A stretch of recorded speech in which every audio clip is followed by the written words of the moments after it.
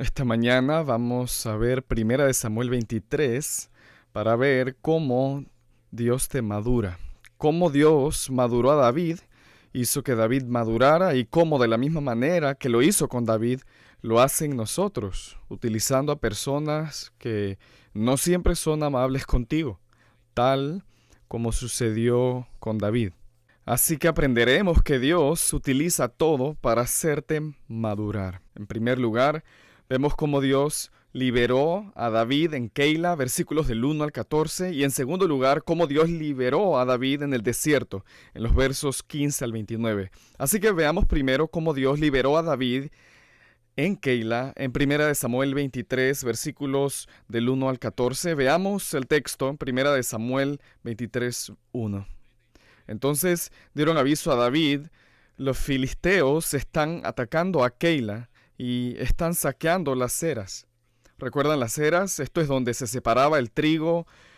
Keila era una ciudad al suroeste de Jerusalén que producía grano y los filisteos la atacaron para robar el trigo o la cebada que había en esa ciudad. Y fíjense cómo respondió David a esta noticia. Versículo 2. Entonces consultó David al Señor: ¿debo ir a atacar a estos filisteos? Y el Señor dijo a David: ve, ataca a los filisteos y libra a Keila. Ahora, a lo largo de este capítulo, nosotros no conocemos los detalles de cómo David preguntó al Señor, tal vez a través de la oración, tal vez por otros medios. Más adelante en el capítulo vemos que utilizó el efod, pero no sabemos los detalles de cómo respondió el Señor, pero lo hizo, como dice el texto. Y en el verso 2, la instrucción del Señor fue que David atacara a los filisteos y liberara a Keila de los filisteos. Ahora, recuerden, los filisteos eran los enemigos de Israel. Al leer este pasaje, no olviden que el propósito principal de Primera de Samuel es mostrar cómo el rey de Israel debía gobernar sobre Israel. Ya fuera de la manera en que David lo reflejaba imperfectamente en su virtud o imperfectamente de manera opuesta, por así decirlo, de cómo el rey de Israel no debía reinar. Y en última instancia, el Señor diseñó todo esto para señalar al Rey de Reyes que vendría más tarde, como prometió en el pacto davídico en 2 de Samuel 7. Así que los filisteos eran los enemigos de Israel y por lo tanto, quien se suponía que debía defender a Israel de los filisteos era el rey, que en ese momento era Saúl, rey de Israel. Pero Saúl estaba muy ocupado en ese momento de su vida intentando encontrar y matar a David porque lo odiaba. Sentía envidia de David, según Primera de Samuel, capítulo 18. Y aquí vemos otra gran diferencia entre Saúl y David. David, que no tenía la responsabilidad de defender a Israel de los filisteos, él tomó en el verso 2 la iniciativa de querer defender a Israel, a los israelitas que estaban ahí en Keila de los filisteos. Además, recordemos que David aquí está huyendo por su vida y vemos algo de su virtud. Tomó la iniciativa de defender a Keila y buscar al Señor. Pero lo más importante aquí es que el Señor está mostrando que está con David. ¿Por qué decimos esto? Bueno, porque aunque aquí David es un fugitivo de Saúl, el Señor está con él y es por eso que el Señor respondió a David y quiso usar a David para librar a Keila de los filisteos. Y en cierto sentido, esto muestra que el Señor ya lo estaba tratando como si fuera un rey. Porque recuerden que en el capítulo 16, Samuel lo había ungido para ser el próximo rey. Él había sido designado rey. Saúl había sido rechazado del trono en el capítulo 15 debido a su persistente desobediencia. Ahora, vean lo que sucedió en el verso 3. David está listo para partir. El Señor le dijo: ve y libra a los israelitas que están en Keila de la mano de los filisteos. Verso 3. Pero los hombres de David le dijeron: mira, recuerda, mira. En hebreo esto siempre apunta a lo que está por venir, enfatizando lo que está por venir. Este es el énfasis de que los hombres de David querían transmitirles, el énfasis de lo que está por venir. Versículo 3. Mira, estamos con temor aquí en Judá, ¿cuánto más si vamos a Keila contra las filas de los filisteos? Ahora, te preguntas, ¿qué clase de soldados ineptos e inútiles son estos? Estos son cobardes. No, recuerda que estos no eran soldados profesionales. Según el capítulo 22, eran hombres endeudados, afligidos, se habían unido a las filas de David. Ahora, fíjate en el versículo 4, cómo David otra vez está confiando en el Señor, cómo Dios está utilizando esta situación para traer a David hacia Yahweh. Verso 4, de nuevo David consultó al Señor y el Señor le respondió: levántate, descienda a Keila, pues entregaré a los filisteos en tu mano. Y con esta confirmación del Señor a David, los hombres de David lo siguieron para luchar en Keila. Versículo 5. Y David y sus hombres fueron a Keila y pelearon contra los filisteos. Y él se llevó sus ganados y los hirió con gran mortandad. Así libró David a los habitantes de Keila, tal como el Señor les había dicho que haría en el versículo 4. El Señor entregó a los filisteos a David y a sus hombres. Y, como dice el verso 5, se llevó el ganado de los filisteos. ¿Por qué? Estaba pagando mal por mal, ellos se lo robaron y él se lo estaba robando de vuelta. No, probablemente porque el ganado tenía el grano que habían traído de Keila.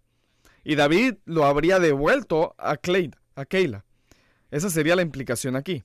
Ahora, esta victoria sobre los filisteos debería haber animado a David. ¿Por qué? Porque recordemos la situación en la que se encuentra.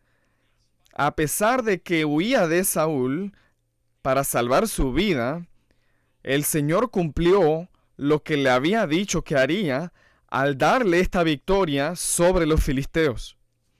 Esto podría haberle recordado a David, y debería haberlo hecho, que así como el Señor entregó a los filisteos en sus manos, el Señor podía entregar a Saúl en las manos de David. El Señor podía acabar con Saúl en cualquier momento, tal como había acabado con los filisteos. En cierto sentido, David se encontraba aquí en una situación similar a la de José, allá en Génesis 39. Recordarán que José era esclavo de Potifar y terminó en la cárcel, y en medio de su sufrimiento el Señor estaba con él, según nos dice el texto. Al igual que Pablo en 2 de Timoteo capítulo 4, recuerden, al borde de su vida, o más bien al borde de su muerte. Lo siento, mi hebreo español me traiciona aquí. Pero al igual que 2 de Timoteo 4, 16 y 17, él está al borde de la muerte. Pablo, recuerden, le dice a Timoteo allí en 2 de Timoteo 4, 16, cuando dijo, verso 16, en mi primera defensa nadie estuvo a mi lado, sino que todos me abandonaron, que no se les tenga en cuenta.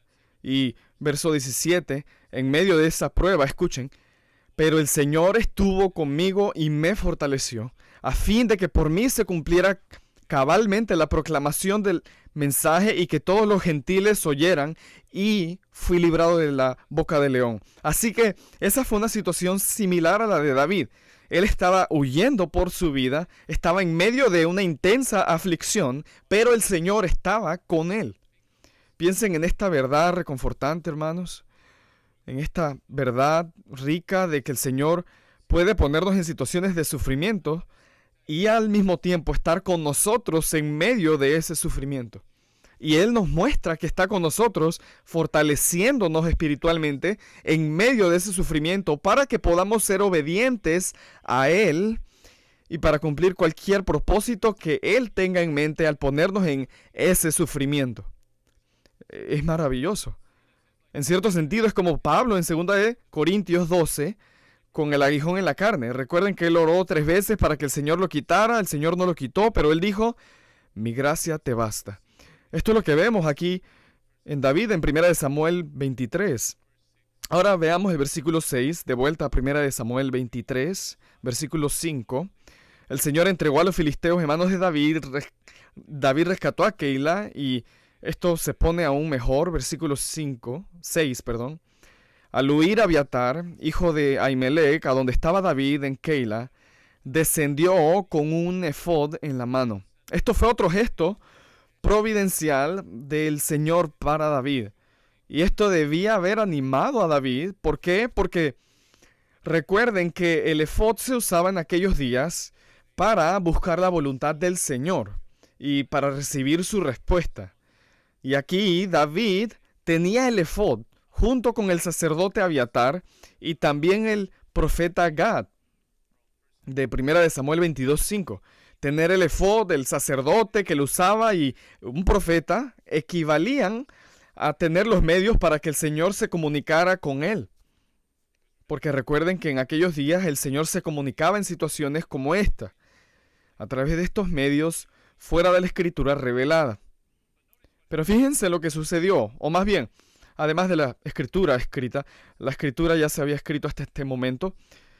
Fíjense lo que sucedió en el versículo 7. Cuando se avisó a Saúl que David había ido a Keila, Saúl dijo: Dios lo ha entregado en mi mano, pues se ha encerrado entrando en una ciudad con puertas dobles y barras.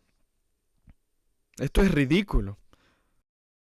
Esto no es lo que el Señor estaba haciendo. Acabamos de verlo en los primeros 6 versículos y en el resto del capítulo.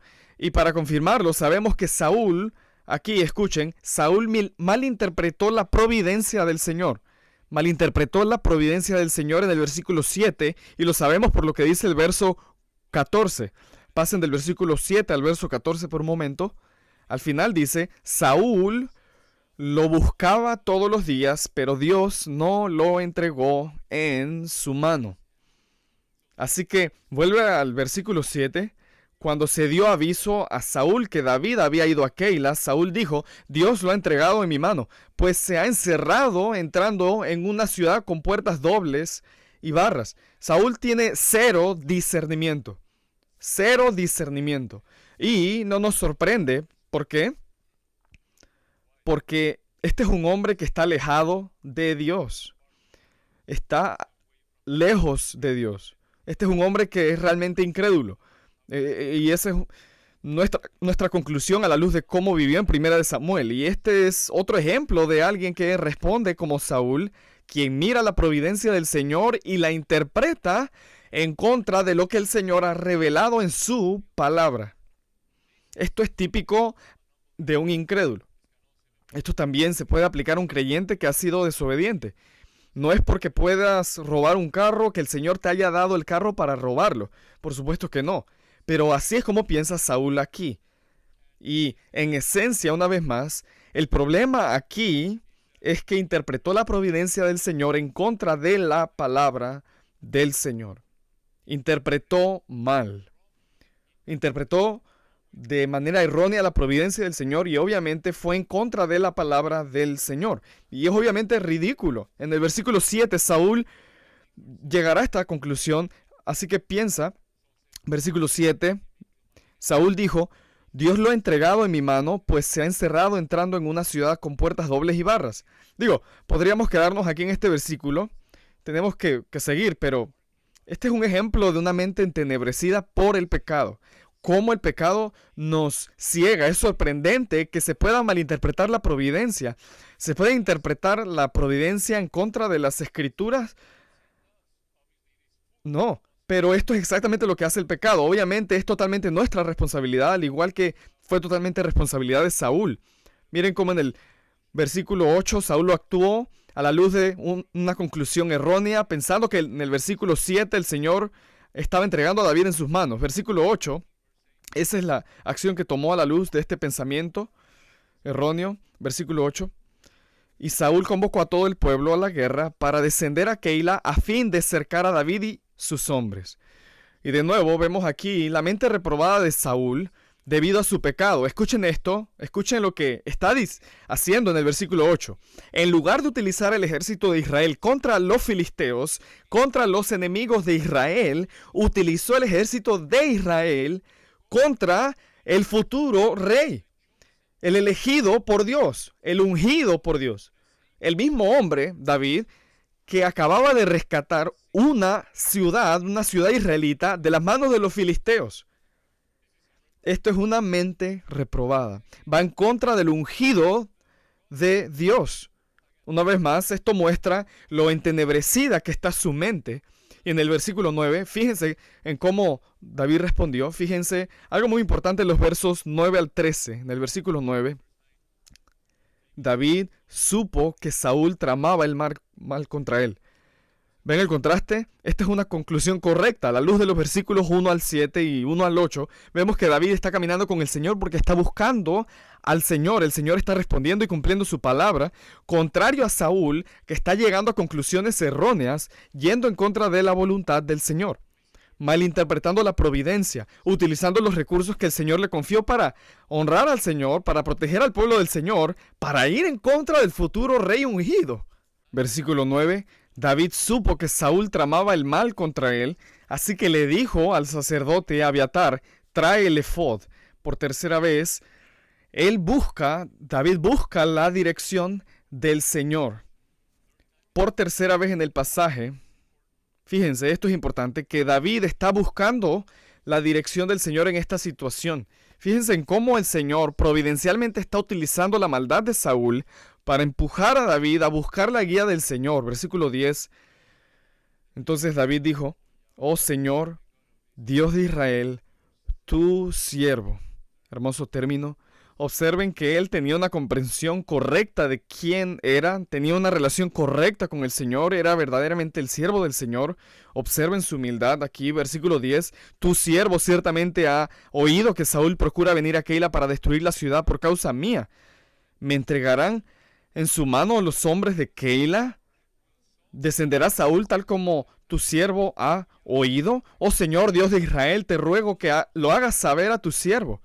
Y el Señor dijo: sí, descenderá. No sabemos cómo le dijo esto el Señor a David concretamente, pero lo que importa aquí es que el Señor respondió. Y como vemos en el resto del capítulo, el Señor volvió a cumplir su palabra porque Saúl realmente fue tras él, a Keila. Los hombres de Keila entregarían a David en manos de Saúl. Pero fíjense lo que hace David en el versículo 12, otra vez. En este capítulo, esta es otra ocasión en la que vuelve a buscar al Señor. Fíjense cómo el Señor está utilizando esta situación de aflicción provocada providencialmente por él a través del pecado de Saúl. Obviamente, sin el Señor, como alguien dijo, sin que el Señor aprobara o fuera el autor del mal de Saúl. Miren cómo el Señor está usando la maldad de Saúl para llevar a David a depender del Señor mientras busca su dirección, mientras se somete a la guía del Señor. Versículo 12. Entonces David dijo: ¿me entregarán los hombres de Keila a mí, a mis hombres en manos de Saúl? Y el Señor dijo: sí, los entregarán. Verso 13. Se levantó pues David con sus hombres, como 600, y salieron de Keila y anduvieron de un lugar a otro. Cuando a Saúl le informaron que David se había escapado de Keila, cesó de perseguirlo. Noten de nuevo en que el Señor hizo posible que David tuviera tiempo de escapar de Saúl antes de que éste llegara a Keila. Y noten cómo el Señor, en su bondadosa providencia, le dio a David más hombres que podían luchar con él. En 1 Samuel 22:2 leemos que tenía 400 hombres, y aquí en 1 Samuel 23:13 leemos que ya tiene 600 hombres. Y fíjense cómo David busca la guía del Señor ante el peligro que representaba Saúl. David demostró dos realidades en su vida. En primer lugar, tenía una relación cercana con el Señor. Tenía una relación cercana con el Señor. Y esto se veía, en segundo lugar, en su dependencia del Señor. Su dependencia del Señor. Cada paso que daba en esta situación, recuerden, de peligro extremo por su vida, era en dependencia del Señor, en sumisión al Señor, lo cual demostraba que él estaba viviendo la realidad de que era el esclavo de Yahweh. Tenía una relación cercana con el Señor. Y hermanos, es importante recordar cómo ha cambiado David aquí. Al menos no es perfecto, porque volverá a fallar en capítulos futuros de 1 de Samuel. Pero qué cambio. Recuerdan ahí en capítulo 21, había ganado el premio al mejor actor del día cuando fingió estar loco, ¿recuerdan? Porque no estaba confiando en el Señor. En los capítulos 21 y 22 no lo vemos buscando la guía del Señor. Más bien, era muy talentoso en muchas áreas. Recuerden, en 1 de Samuel 16 vemos que él era guapo y muy hábil como militar. Era muy bueno con las palabras, era buen orador y fingió estar loco en el capítulo 21 porque no confiaba en el Señor. Y aquí en el capítulo 23 vemos que se había arrepentido de esa mentalidad. Debido a eso, recuerden, muchas personas murieron en el capítulo anterior al capítulo 23, es decir, capítulo 22. Observen cómo en el capítulo 23 ya no depende de su experiencia militar. Era un soldado muy superior a Saúl. Observen que en este momento no lo vemos tramando, pensando cómo podemos salir de esto de una manera pecaminosa. No, como lo hizo en el capítulo 21. No, él depende del Señor aquí. Busca la guía del Señor, obedece lo que el Señor le dice que haga. Muy importante. Aquí el Señor nuevamente está utilizando a Saúl para madurar a David, para prepararlo para el trono. Aquí vemos a David dejando de depender de sus propios recursos. Y el Señor vuelve a utilizar la situación de Saúl para llevarlo a buscar su dirección, para que dependiera del Señor. Dios utilizó la amenaza de Saúl para que David buscara la guía del Señor. Le estaba enseñando, lo estaba madurando para que dependiera más del Señor, para que confiara en el Señor, no en sus habilidades o en sus recursos humanos. Una verdad tan importante. Y nos recuerda que debemos vivir así, buscando la guía del Señor en cada momento, decisión tras decisión. Digo, vivimos, lo hemos visto, estamos en medio de la aflicción o el Señor trae a un Saúl a nuestra vida, alguien que debido a su pecado nos aflige, ya sea en la iglesia, en nuestra familia o en el trabajo, y tiendes a orar más, ¿verdad? Tiendes a preguntarle al Señor, Señor, ¿qué hago? Tiendes a volver a estudiar más diligentemente la Escritura para recordar cómo respondo a esta situación. ¿Qué hago? Señor, dame sabiduría mientras buscas sabiduría en su palabra.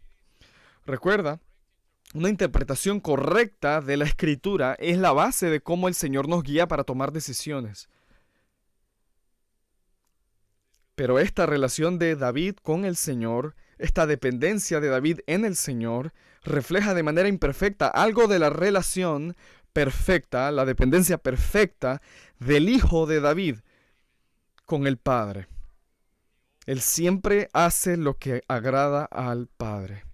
Por eso Él dijo, este es mi Hijo amado en quien me he complacido. Y hermanos, nosotros no podemos avanzar en el texto sin señalar otra hermosa virtud de David que refleja de manera imperfecta la santidad perfecta y gloriosa de nuestro amado Hijo de David, Hijo de Dios, Hijo del hombre. Fíjense que David no buscaba lo suyo. David no era egoísta, no buscaba lo suyo. Tú dices, ¿cómo? En la forma en que trató a Keila.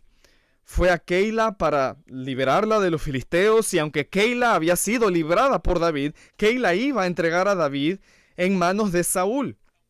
¿Y cómo respondió David a los hombres de Keila? ¿Se enfadó y dijo, banda de ingratos, traidores? No, no dijo nada.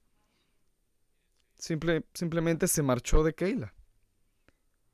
Y en parte, probablemente se marchó para evitar que Saúl matara a los hombres de Keila, tal como Saúl había matado a los sacerdotes en el capítulo 22, en parte por responsabilidad de David.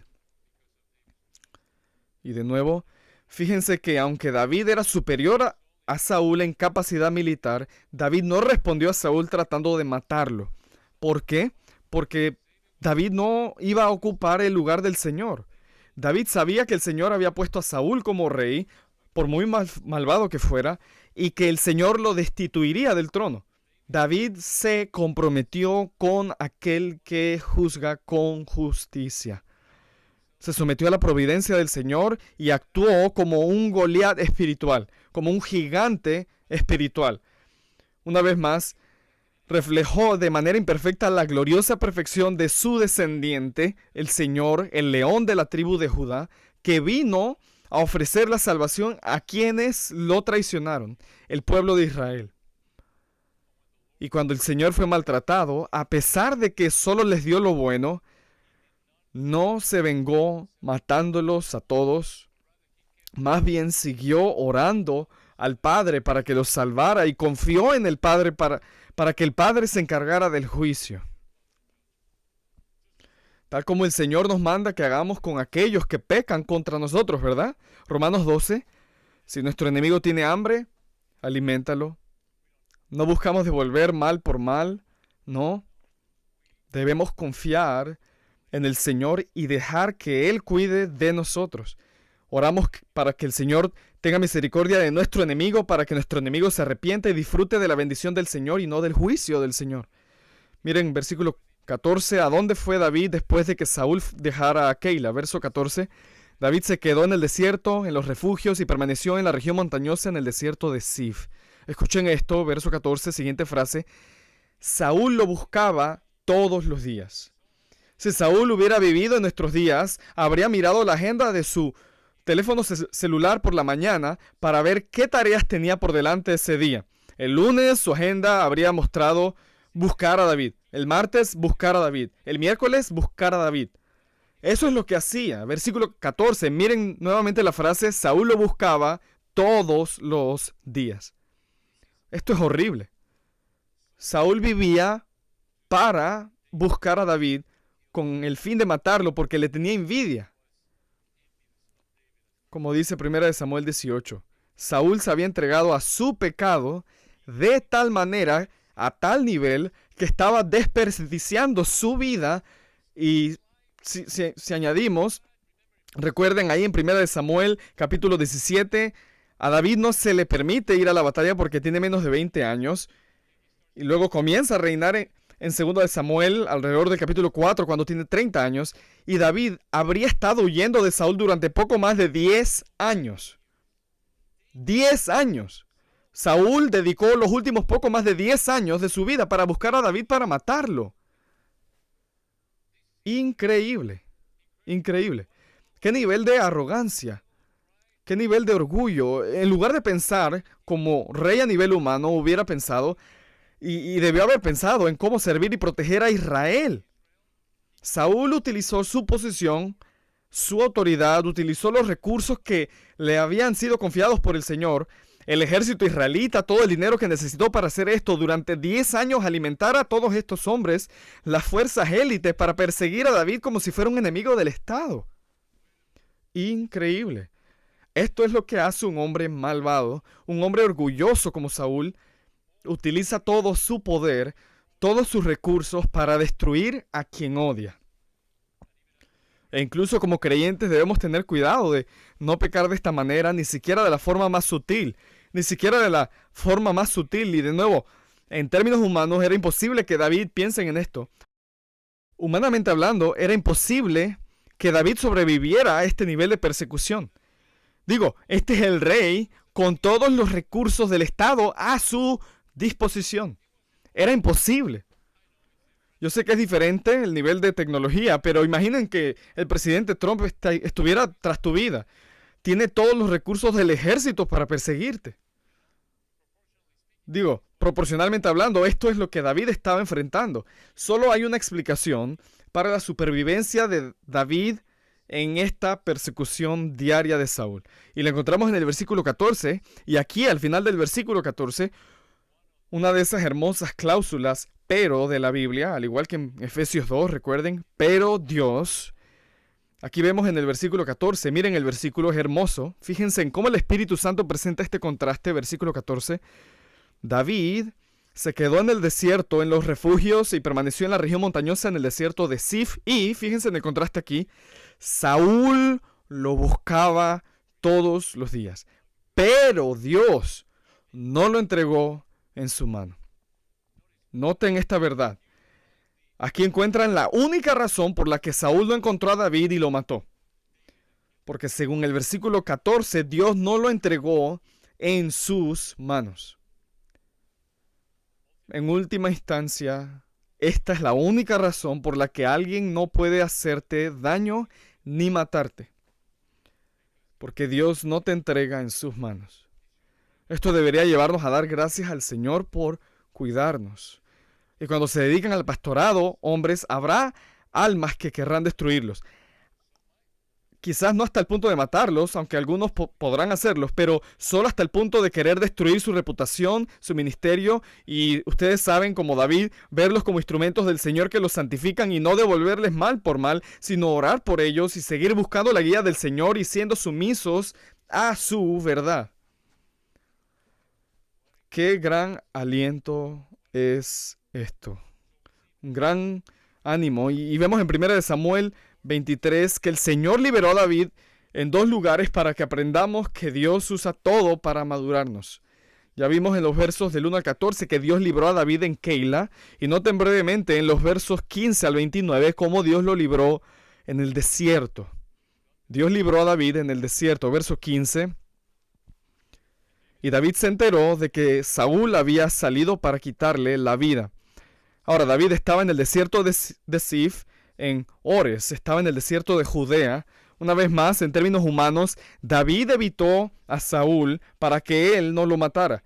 Pero ya vimos en el versículo 14 que en últimas, la razón por la que Saúl no pudo encontrar ni matar a David no fue por la inteligencia de David, sino más bien que el Señor no entregó a David en manos de Saúl. Y fíjense en el versículo 16 cómo el Señor utilizó a Jonatán en este momento del peligro humano tan intenso para David.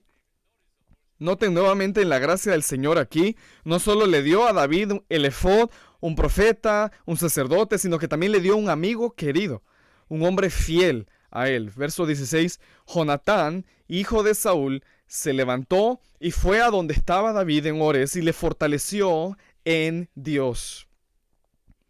Si tuviéramos tiempo, saborearíamos más esta hermosa frase al final del verso 16. Léanla nuevamente. Lo fortaleció en Dios. Esto es maravilloso. El Señor utilizó a Jonatán para fortalecer a David en Dios. ¿Y cómo lo hizo? Recordándole a David que el Señor cumpliría su palabra. Recordándole a David que el Señor cumpliría su palabra. ¿Dónde encontramos esto? En el siguiente versículo, verso 17. Aquí habla Jonatán. Él le dijo a David: no temas, porque la mano de Saúl mi padre no te encontrará, y tú reinarás sobre Israel, y yo seré segundo después de ti. Saúl mi padre también sabe esto. Y noten aquí la gran diferencia entre padre e hijo. Versículo 16, no pasen por alto este detalle que el Espíritu Santo nos recuerda. Jonatán, hijo de Saúl. Alabado sea el Señor, porque no es de tal padre tal hijo. No. Ezequiel 18, los padres no serán castigados por los pecados de los hijos, ni los hijos por los pecados de los padres. Cada uno es responsable, responsabilidad individual. Es hermoso. Fíjense aquí, Saúl, orgulloso, aunque él sabía, versículo 17, Saúl sabía que David reinaría, pero quería evitarlo matando a David. Y Jonatán es humilde. Jonatán era un príncipe. Esa es parte de la razón por la que en el versículo 16 creemos que el Espíritu dice Jonatán, hijo de Saúl. Aunque Jonatán era el príncipe, hermanos, miren esto es muy importante. Jonatán era el heredero legítimo al trono porque él era el hijo, pariente consanguíneo del rey en ese momento. Aunque Jonatán era el príncipe heredero al trono, Jonatán mostró aquí sumisión a la voluntad del Señor. Jonatán aquí en el versículo 17 se contentó con ser, verso 17, yo seré segundo después de ti. Jonatán se contentó con ser segundo después de David. Aunque Jonatán era el heredero legítimo. ¿Por qué? ¿Por qué Jonatán se contentó con ser segundo? Porque él sabía que el Señor había elegido a David para ser rey. Una verdad maravillosa.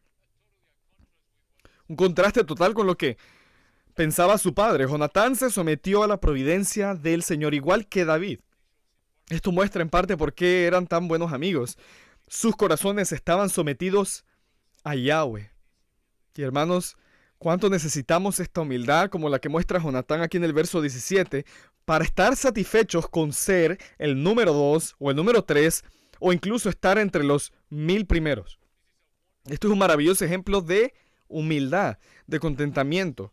Tan importante que estemos contentos con el lugar que el Señor nos ha puesto.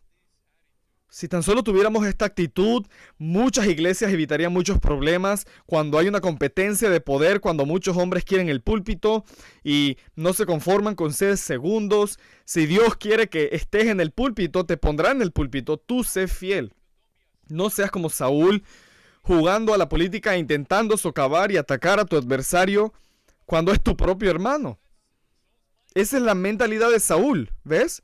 Eso es carnal, pecaminoso.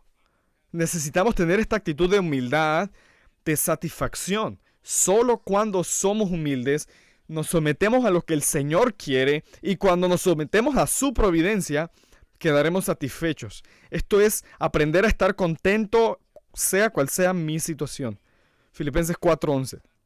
Necesitamos aprender a estar satisfechos con cualquier circunstancia en la que el Señor nos coloque. Y esto honra al Señor. Y de nuevo, fíjate que Saúl, humanamente hablando, no merecía estar allí. Y podrías pensar en muchos ministerios, ese hombre no merece estar allí. Es un hombre malvado, todo el mundo lo sabe. Es como Saúl, deja que el Señor se ocupe de él.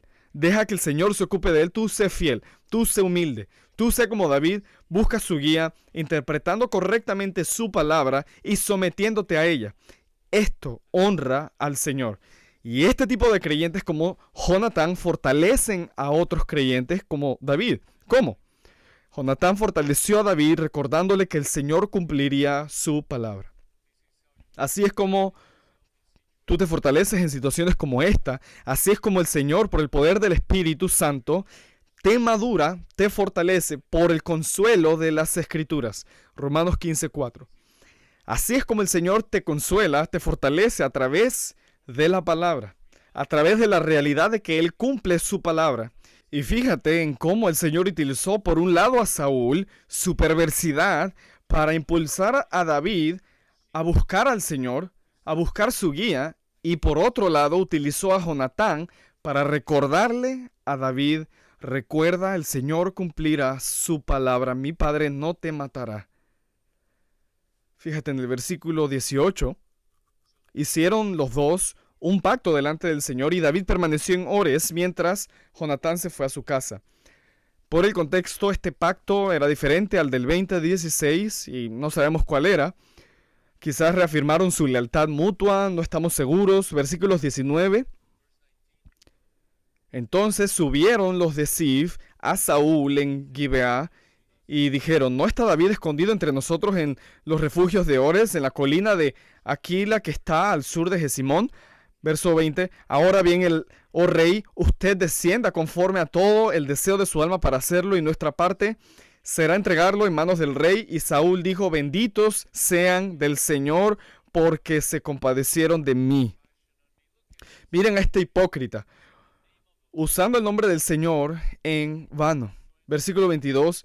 Vayan ahora, asegúrense, investiguen y vean dónde está su escondite y quién lo ha visto allí, porque me han dicho que es muy astuto. Fíjense de nuevo la oscuridad, el entenebrecimiento de la mente de este hombre que tergiversa la verdad, la realidad, usando el nombre del Señor en vano. Versículo 21, incluso en el verso 22, presentándose como si David estuviera equivocado y como si Saúl mismo fuera la víctima. Necesitamos proteger tanto nuestros corazones de esto, de actuar como Saúl cuando nos aferramos al pecado y tergiversamos la realidad y nos colocamos como si fuéramos la víctima. Verso 23, Saúl concluye diciéndoles a estos hombres, les da instrucciones para capturar a David. Verso 23, miren, entonces reconozcan todos los escondites donde se oculta, regresen a mí cuando estén seguros y yo iré con ustedes. Y sucederá que si estuviera en la tierra, voy a hallarlo entre los miles de Judá. Ellos se levantaron y fueron a Zif delante de Saúl, y David y sus hombres estaban en el desierto de Maón, en el Arabá, al sur de Jesimón. Por cierto, estos hombres que querían entregar a David en manos de Saúl eran de la misma tribu que David, Judá. La tribu de Judá, Primera de Crónicas 2:42. En otras palabras, ellos traicionaron a uno de su tribu. Y fíjense cómo termina el capítulo en el versículo 25. Saúl fue con sus hombres a buscarlo, pero le avisaron a David y éste bajó a la peña y permaneció en el desierto de Maón. Cuando Saúl lo supo, persiguió a David en el desierto de Maón.